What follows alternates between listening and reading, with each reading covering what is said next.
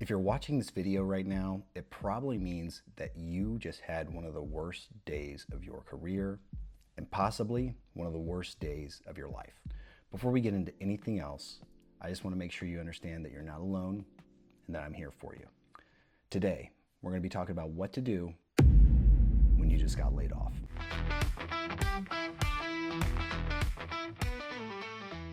Hi, I'm Jeremy with JobCraft, and I've been able to help many individuals find better jobs faster by using a specific set of strategies and tactics that I know work. And part of this I want to share with you today is being a little bit vulnerable and sharing that I went through 2 layoffs in 3 years. So what you're experiencing right now is something I've personally experienced twice very recently and be able to come out better on the other side. Also, many of my closest friends and colleagues have faced the exact same thing. And all of us have come together to make sure that we're sharing with you some of the mistakes that we made so you can avoid them, but also some of the best practices so that you can have the best experience coming out of this and grow from this better than you ever thought before. So looking forward to diving into how you can navigate this very difficult time today. Before we dive into the main part of this content, I want you to make sure that you understand that you're not alone and that these type of layoffs, recent data shows, they're really not a rare fluke. For example, just in October of 2025, there were over 150,000 job cut announcements. That's 175% more than this time last year. And in 2025 so far, there have been nearly 1.1 million roles impacted by layoffs, and we're not even done with the year yet. And of course, I don't think I need to tell anybody, this is a huge jump from last year, so it's getting pretty bad. And you may be asking yourself what all this means. And I'm here to tell you that what this means is that anybody can be impacted by a layoff today, even the strongest of performers. So for you, if you've been impacted, it's very important to understand how to actually go through this process and come out stronger on the other side. I know I just mentioned that nearly 1.1 million people have been impacted by layoffs so far, but there's been one that hit really close to home recently, and that was the 13,000 people impacted by layoffs at Verizon. For me, I was able to call Verizon my home for my career for 13 years. And in that 13 years, I was able to build the foundation that my career is built on today, be able to take great care of my family, and I was able to build long-lasting friendships and partnerships, and even found my wife there.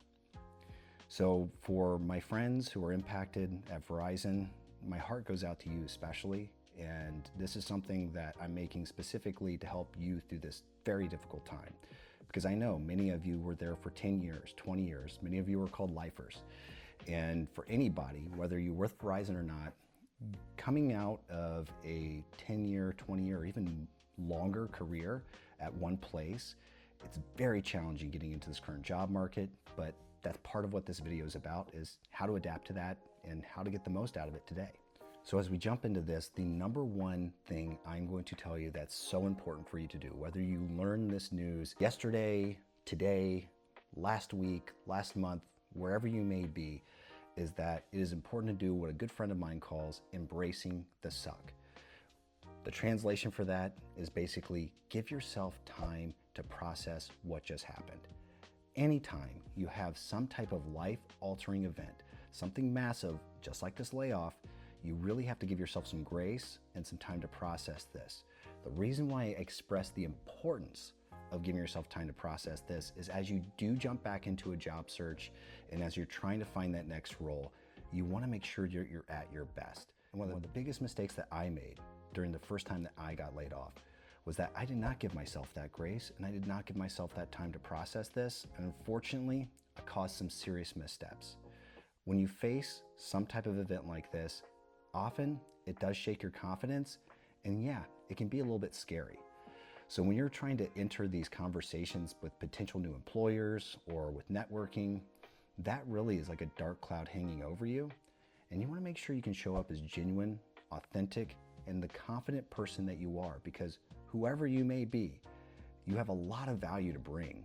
And you want to make sure that shines through in those conversations. And you may not be mentally or emotionally prepared to do that just yet. So you want to give yourself a little bit of time. And something important to remember during this phase of processing is that you may be experiencing what psychologists call the 5 stages of grief. If you're not familiar with that, here's what they are. The 5 stages of grief are denial, anger, bargaining, depression, and acceptance.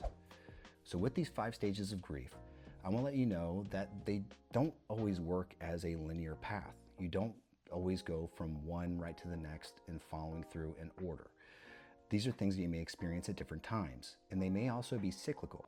So you may be feeling depression one day about the situation, and then you jump to anger, and then maybe you're back to depression again. Either way, it's good to be able to have that self-awareness and to understand that what you're going through is the grieving of a loss. You lost your job. And for many, especially those that worked at Verizon with me, we worked very hard and we invested a lot in our roles in that company. And if you were there for 10 to 20 years, that was a big part of your life. So grieve that loss so that you can get on to the next stage and start taking action to make things better. Okay, now that we've talked about embracing the suck, I think something that's good that you can kind of do during that time of processing, but that is a really good step to take before you start taking a lot of action to do your job search to find your next role, is to do some reflection on your professional life and your life in general.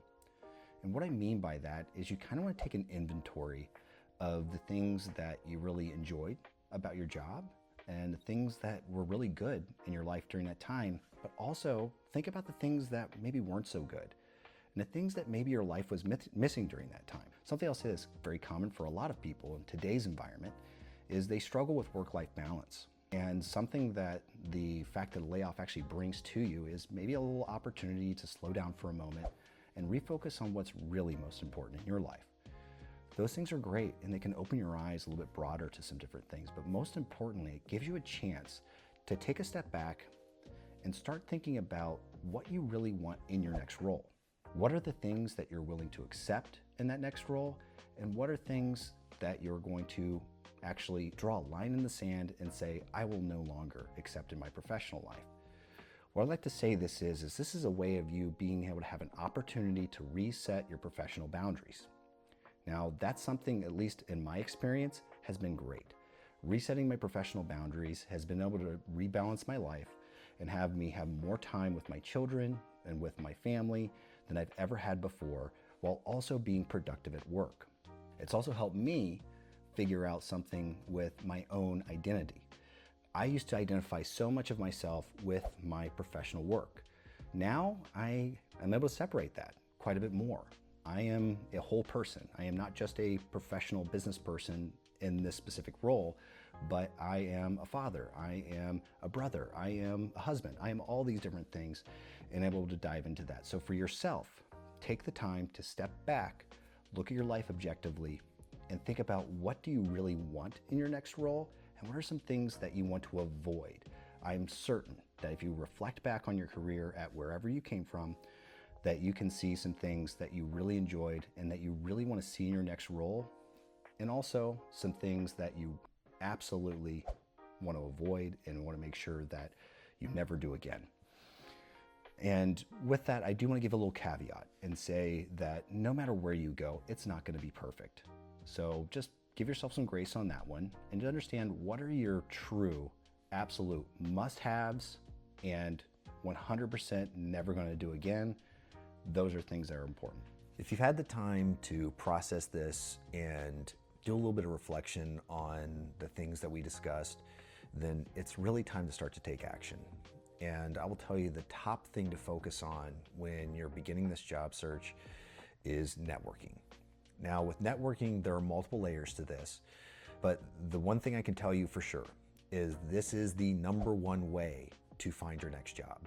Most jobs are going to be secured through networking these days, and it's always really been that way. If you look around, most people are following folks that they've worked with in the past, that have gone to other companies, and they're able to get a referral to get themselves into the organization. Now, when I talk about this networking, I want to make sure that I'm clear on a few things. One is with these massive layoffs, there is only a finite amount of roles in that ecosystem, I'll call it, that surrounds that business.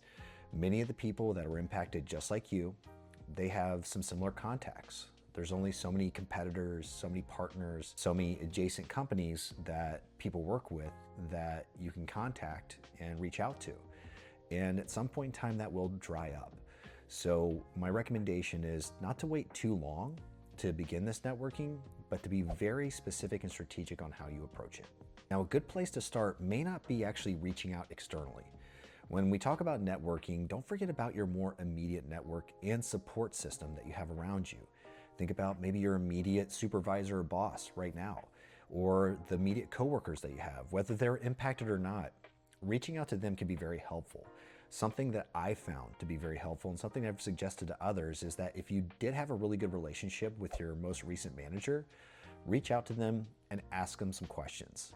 Some of these questions that I might recommend are, if you had to describe me to somebody else, how would you describe me? What would you say my strengths are? What would you say my weaknesses are? What are things that I bring to the table in a team environment? What are some specific things that you've seen that I've done that impact culture? The reason why I say asking these questions to your most recent manager, again, if you had a good relationship with them, is this will serve a few purposes for you.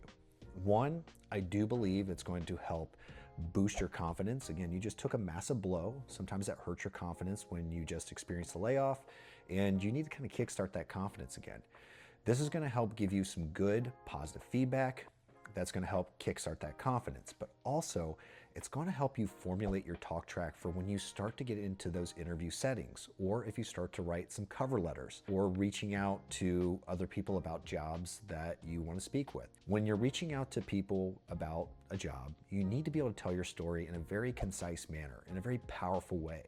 So asking these questions to maybe a former manager or former colleagues and getting that type of feedback, again, serves two purposes. Great confidence boost, helps you frame your story and your talk track for how you're going to speak to people when you're talking about a job that you want to fill.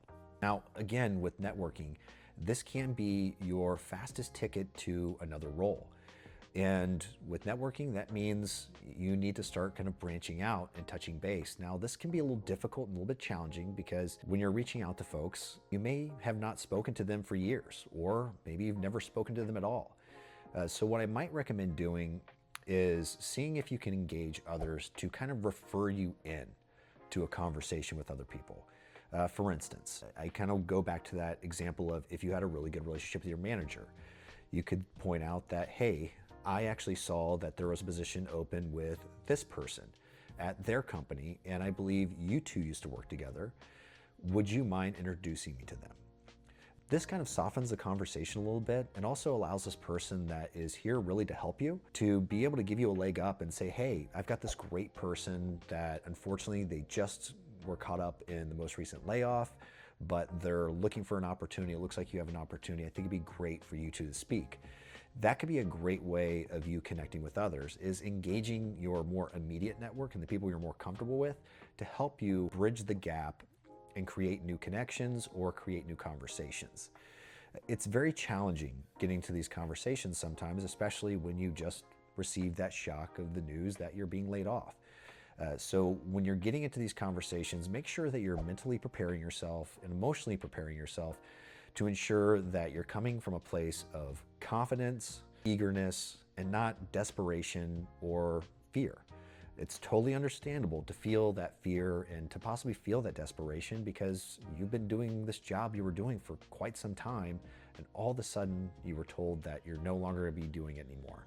So I do recommend, again, make sure you get yourself mentally and emotionally prepared for those conversations so you show up the right way and present yourself the best way possible.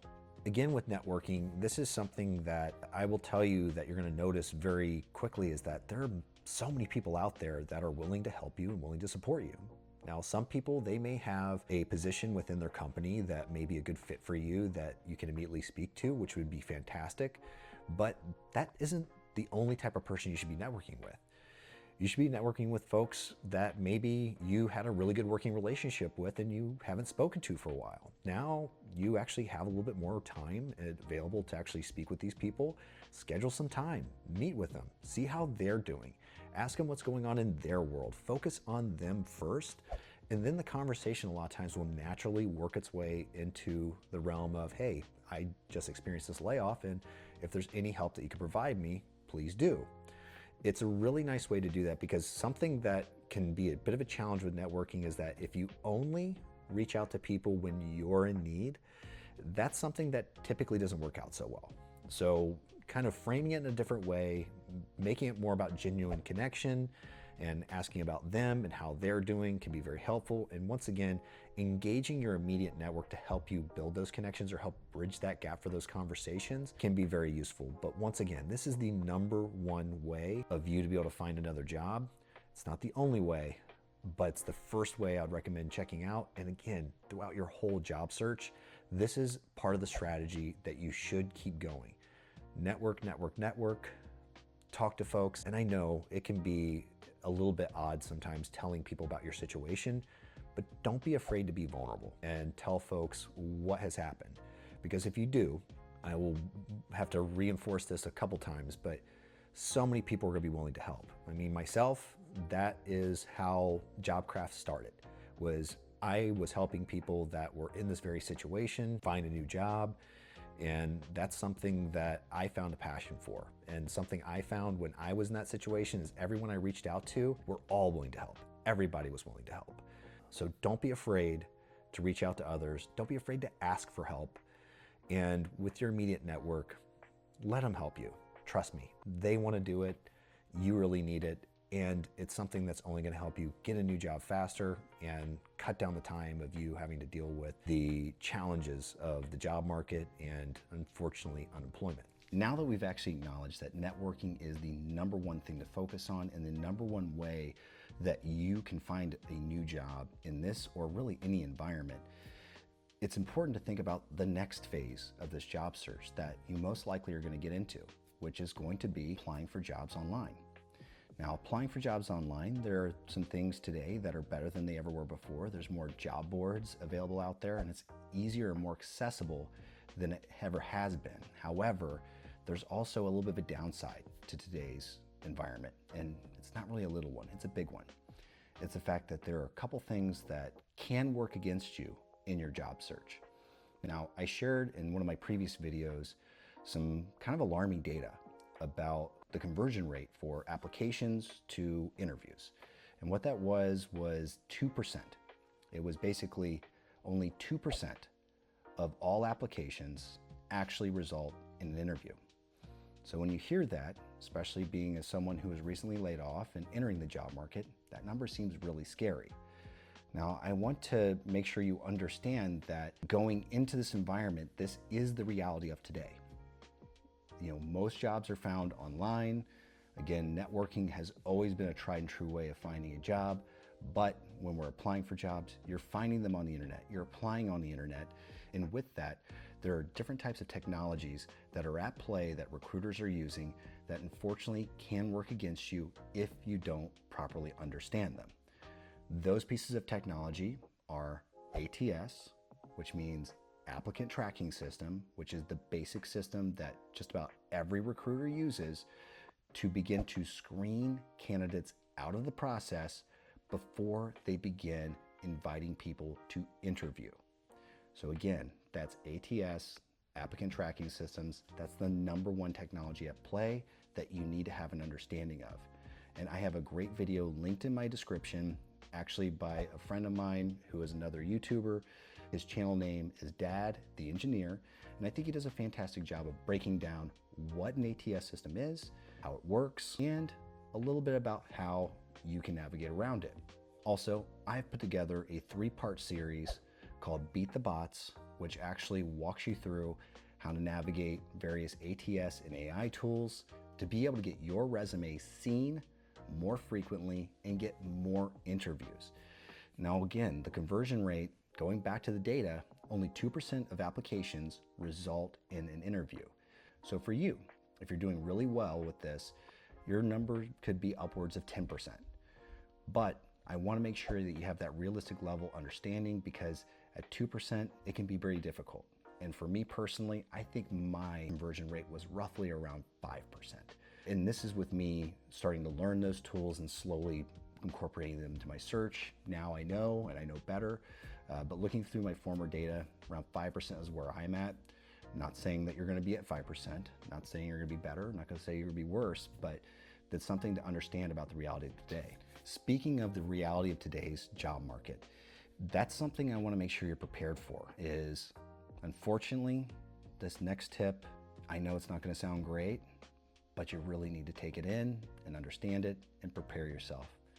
And this next tip is prepare yourself for rejection.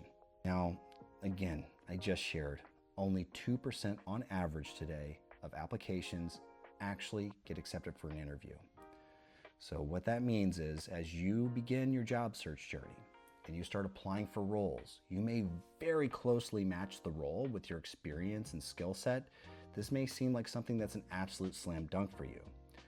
But once again, we've got a lot of things at play. We have a lot of folks that have been laid off, a job market that's full of job seekers right now, and we have these technological tools that recruiters are using to take candidates out of the process early in the process before they even speak with them so they can make sure that they manage their own time. Now, all of that to say for you, you are going to get some rejection. Sometimes you'll get a chance to actually speak with somebody and you're going to get a shot to actually demonstrate your skills and how good you are. Other times you won't. You'll get a blind email. In some cases, you may not get contacted at all. What I want to make sure you understand about this is that you got to prepare yourself because as you're going through this very difficult time, it can be emotionally draining and a little bit deflating when you start seeing rejection emails flood your inbox. So with that, prepare yourself. Prepare for the rejection, and I promise you, it's not you. It's just the system right now. It is a broken system, and I don't want you to get down on yourself because I know for me, it was difficult some days. Very difficult to continue on pushing, but that's what's necessary right now, is make sure that you understand this is gonna happen, and we have to keep pushing forward. Talking about rejection, this is something, again, can be deflating, can be difficult, but this can also be your superpower. And this is the next tip I'm going to share with you, is making sure that you keep really good track of your progress throughout your job search. And I'll tell you, there's a lot of things that are important with this. The number one thing that at least I found value in is I talked earlier again about that average of 2% of job applications turn into an interview. But for you, that number may be different. If you're doing a really good job of tracking your own progress, you're going to understand your own metrics. How many applications does it take for me to get an interview? How many screening interviews is it taking for me to get onto the second round? How many active interview processes am I in right now? And who am I in those processes with? It could be very important to do this because at some point in time, you may be experiencing a lot of rejection and not feeling like you're making any traction at all. But you may have a day or a week where all of a sudden you're being contacted by multiple firms asking you to participate in an interview. Something that's good about understanding your own metrics and your own data around this is that if you know, for instance, that 5% of your applications turn into an interview and you're setting realistic goals for yourself for how you're going to find this job and you want to make sure that you have options when you get to an offer stage, then this will kind of guide you on what type of activity that you need to do every day. Remember, fortunately, you got laid off. That job is gone. Your new job is finding a new job. So set some goals for yourself, hold yourself accountable, and give yourself some guidelines on how you can put in the right amount of productivity day after day so that you can cut down your job search to the most minimal time possible and give yourself some freedom. The best situation you're going to land in is having multiple offers to choose from and the optionality to choose the best option for you. We want to make sure we get that for you. So track your progress. There's a lot of things you can do here. One free tool I'll tell you about is one called Teal. It's linked in the description of this video. It is a great tool, especially if you're doing a lot of your job searching on LinkedIn. And if you're doing it on a PC or a Mac using the Chrome browser, there's an extension for it that actually captures the information from the job description for you automatically, and that's very helpful. Another thing you can do is just use a traditional spreadsheet, whether it's Google Sheets or Excel. Track things on this job search to help yourself make sure you know what's going on with that job search so you can reference back to it at any point in time. A few things I recommend tracking when you're doing this are A, the title or the role that you're going for. Make sure you have the title of that job in one of the columns. Also, provide yourself a link or a copy of the job description. This one's absolutely critical. One, you can use that job description to actually craft your resume to be specific to the job. You should be doing that. That's very important. I covered that in my Beat the Bots series. But also, say you get an interview. You're going to want to review that job description before you get to that interview so that you can understand what is required of that job or what they're looking for, so you can craft your talk track to that job description. Another thing, sounds simple, but very important, the date. Make sure you track what date you applied for these things. Not only can this be valuable of understanding how long ago did I apply for this job, but it also can be helpful at understanding the relationship on average between when you apply for a job and when you get a call back for an interview. Lastly, it's important to keep track of when you have interviews, who you interview with. Also, if you haven't gotten to the interview stage yet, maybe who you've contacted within the company. Have you sent LinkedIn connection requests? When did you send those requests? Did you send follow-ups? Keep track of all those things if you can. It's going to help you stay organized, and also it's going to help you stay productive. Believe me, everyone I've worked with that has done a really good job with tracking their progress has minimized their job search and has also made it very easy for them to stay in the right mental space during their job search to make it successful. In the beginning of this video, I talked about how you probably just experienced one of the worst days of your professional life and possibly one of the worst days of your life in general. What I'm here to tell you now is that this is just a springboard for the rest of your story. You can do this. You will do this. And you're going to be great. There's going to be a lot of challenges along the way and a lot of difficulty, but there's help all around you. Something that I have for you is check out my channel. I've got videos that are ranging from how to beat the bots to get your application seen, to how to interview with that first screening interview, to even how to negotiate your salary. I want to make sure that you get everything you need. And again, there's so many other people that are around you that are close to you that care and that want to help. So for the ones that you trust, that you feel that they can provide value, now's the time to reach out to them too. They're here to support you and help you through this time. You all matter. And I want to make sure that you get to that next place and that's better than it's ever been.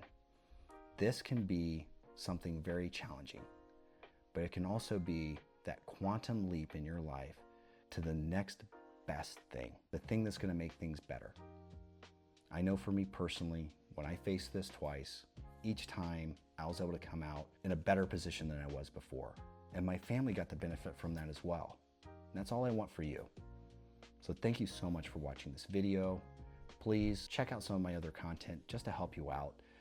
And if there's anything else I can do for you, anything else that you want to see or discuss, or if you want to connect with others, please comment on the video. Reach out to me. Everything you've done has mattered so much to so many people.